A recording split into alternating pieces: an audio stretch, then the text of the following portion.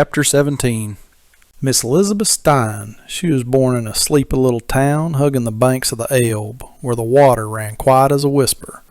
Her pa was a printer, hands blacker'n a coal chute from fooling with ink all day, and her ma, frail as a willow switch, was poorly most times, but had a smile sweet as honeysuckle and a voice that'd make angels hush up to listen.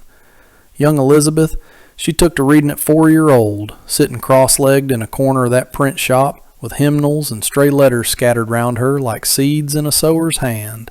She was a quiet gal, sharp as a tack, with eyes that saw clean through folks and a sorrow hanging on her like it come from some life she ain't lived yet. She warn't but 19 when a young feller, fresh off the boat from across the ocean, started preaching up a storm.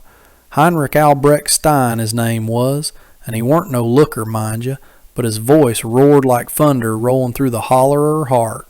Right then and there she knowed, wherever this man's a-goin', I'm goin' too.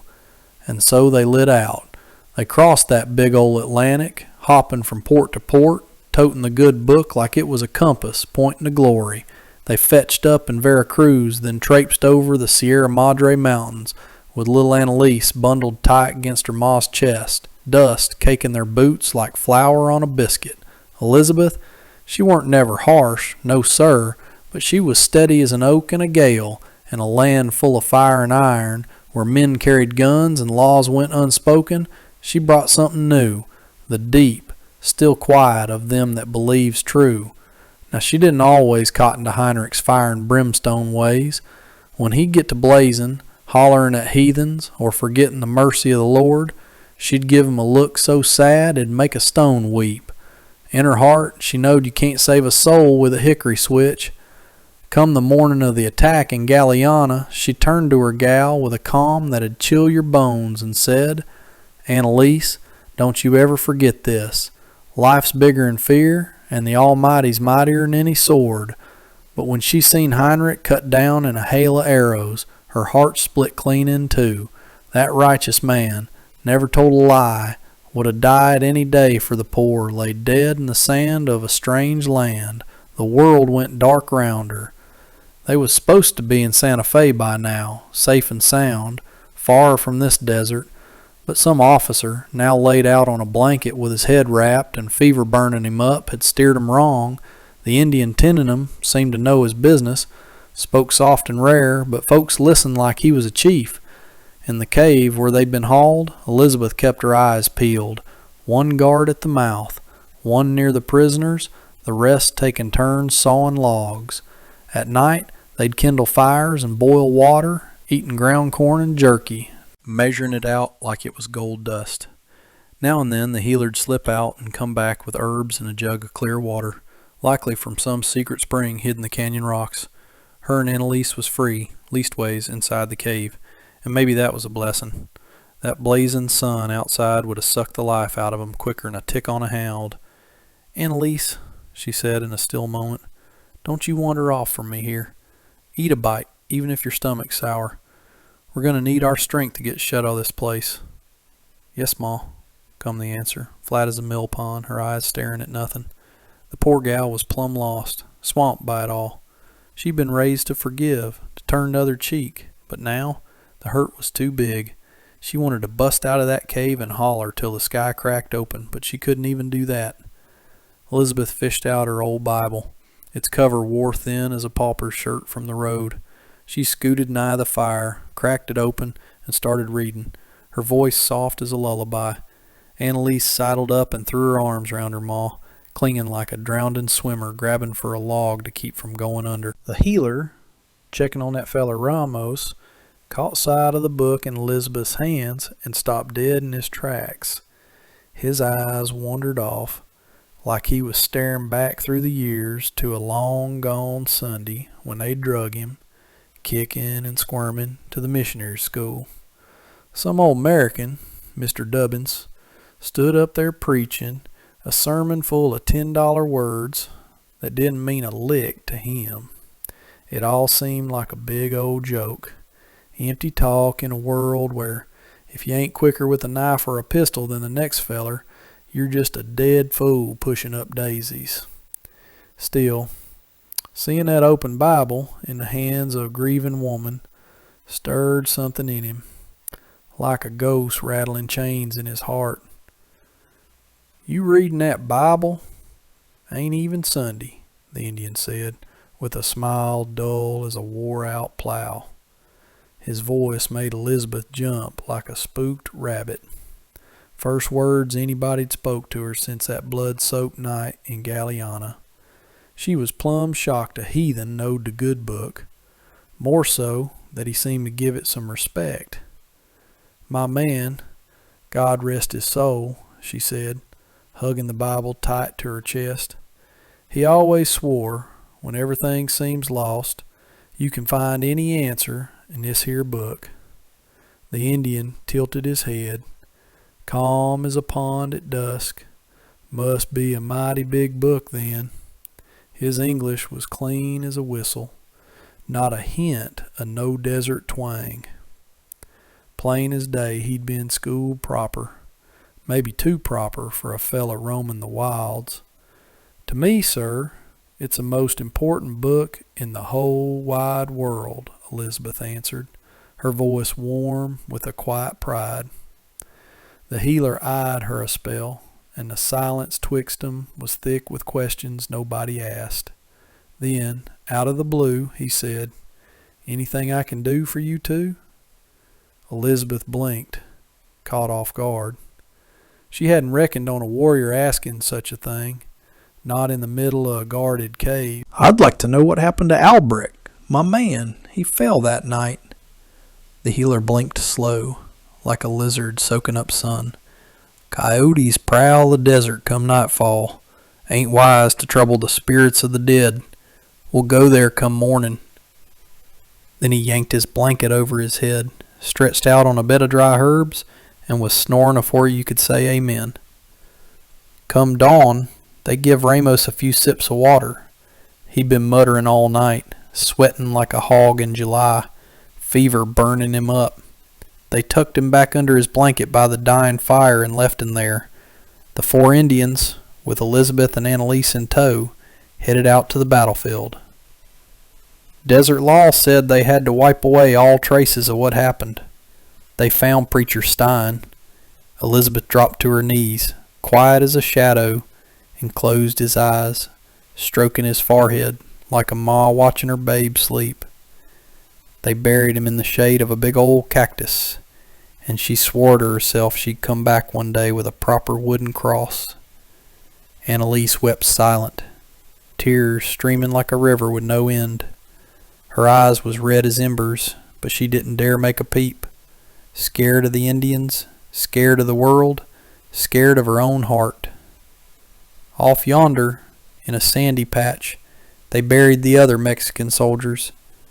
Elizabeth bowed her head and whispered a prayer for their souls. "The Lord don't forget nobody," she told herself. The cart was nothing but a heap of ash now, still smoking in the dry wind. All that was left of their peaceful days was gone up in flames. The women salvaged what they could. Elizabeth took a white scarf and made a little bundle for a few odds and ends. They even found a lantern, smoked but whole, a miracle from a night that had tried to break 'em. In the morning light, the desert looked like it ain't never seen a fight. Them Indians was wizards at wiping out tracks. Every scrap that didn't belong to nature was gathered up and slung on horses, quiet as a whisper, steady as a drumbeat. Back at the cave, they piled the goods in a corner. Half the work was done. Chapter 18. Sergeant Barrios Ramos was awake, pale as a ghost and shaking like a leaf. He sat with a blanket over his head, hugging the new-lit fire. When he seen 'em coming, he tried to stand, but flopped over like a sack of meal, his back against the rock. Elizabeth looked at him with pity in her eyes. In this lonesome cave, amongst strangers and silence, that lost man was just another soul dangling on God's thread. Annalise saw Ramos moving all clumsy-like. She walked over and, without knowing why, asked, "You feeling any better?" Ramos squinted at her through half-shut eyes, forcing a smile that looked like it hurt. "Did I get that drunk last night?" His voice had that guilty, joking tone, but his eyes was far off. He didn't know where he was, who was watching him, Her wise head was pounding like a blacksmith's hammer. Annalise sighed, patient as a saint, and told him the whole sorry tale. The attack, the escape, her Paul's death, the trek to the cave, the waiting. They had nothing to do now but bide their time. The Indians hadn't said a word about what was next. Maybe they was waiting for a sign, maybe a vision from the spirits. The healer, tickled pink his patient was still kicking, started a ritual dance round the fire. His compadres joined in, tapping sticks on a deerskin stretched over a pot of water. The sound rolled through the cave like a call from the earth's own heart, a song of the desert. Meanwhile, Sergeant Barrios woke with his face in the sand, mouth full of dust and tasting iron. His leg burned something fierce, but it weren't no mortal wound. He'd bandaged it with his tie, blood and all. He tried to move, but the pain made him holler, though he muffled it quick, part 'cause he was scared someone hear, part 'cause there weren't nobody around to hear it. Just sand and cacti stretching to forever. A coyote smelling blood watched him from afar, patient as a judge waiting to pass sentence. He recollected the fight from the night afore. Crawling through the sand, falling, rolling, then black as pitch. The Apaches had spared him, either out of mercy or 'cause they figured he weren't worth killing. His uniform was tore to ribbons, cartridge belts hung round his belly, and his carbine was long gone. All he had was a knife and a near-empty water horn. Days scorched like a skillet, nights bit like a wolf. He buried himself in sand to keep from freezing. In his sleep he begged for grub from a cook that weren't there. Come dawn his eyes was cloudy, tongue stiff as a board. In the distance he saw a shape and laughed. "Holy Mary, if you're a cactus, I'll kiss your roots." But it weren't no cactus. It was an old ranchero, likely a herder, who found him half dead, lips cracked like dry earth. "Jesus, you a ghost or what?" Barrios croaked. "Got anything to eat? I'm starving." "You mean you're dying of thirst," the vaquero said. "No, I died of thirst yesterday. Now I'm dying of hunger." They both busted out laughing. The old cowboy untied a bundle from his saddle and handed over some tortillas. Barrios wolfed them down, tears streaming as he told a wild yarn about a ghost haunting the desert who spoke English, and a ring of riders with glowing eyes who circled him at night. He swore he fought 'em like a mountain lion, scaring 'em so bad they tore up the earth running off. The vaquero, hearing this, offered his donkey. Barrios clambered on, clumsy as a three-legged mule, and they set off for the old man's ranch to patch him up after their long desert haul. At the ranch they sat at a table sipping pulque and swapping stories. The old man lived alone, no kin, tending a few scrawny cows he lived off. He'd gone out to gather wood, that's why he had the donkey. Instead of firewood, he come back with another mouth to feed. "You stay here till you can walk on your own," the old man said. Dizzy from the pulque, Barrios slurred, I'm a blue jaguar. I'll marry a deer and we'll have cubs with mustaches." The old man looked at him and said, "Drink some water, too." "I'd like to eat a whole pan of churros, hot, sweet, with cinnamon," Barrios mumbled like it was the only thought left in his head. The old man nodded. "A feller still hankering for churros ain't ready to die." Chapter 19. Veracruz. Hundreds of miles off, under the blazing sun of Veracruz port, Don Esteban clambered down from his cart, boots hitting the dock with a thud. He was a feller who didn't leave nothing to chance, sharp as a bowie knife, and twice as steady. He'd loaded his mules to the brim with goods folks would fight over, animal hides, vanilla, cocoa, sugar, and coffee, but silver?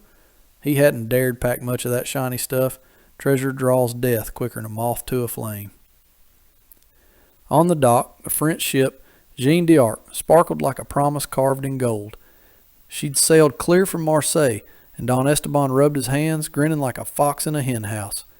In just a few days, he'd sweet-talked the captain and filled his wagons with 200 flintlock rifles, 20 Belgian carbines, gunpowder, and bullets enough to make a mountain holler. Back in Santa Fe, after nigh on 2 months of eating trail dust, he scarce had time to knock the grit off his hat afore a soldier hustled him straight to Governor Arminjo's office. On the desk sat a bottle of tequila and a letter, looking like trouble wrapped in paper. "Esteban, I need you bad," Arminjo said, skipping the how-do-you-dos.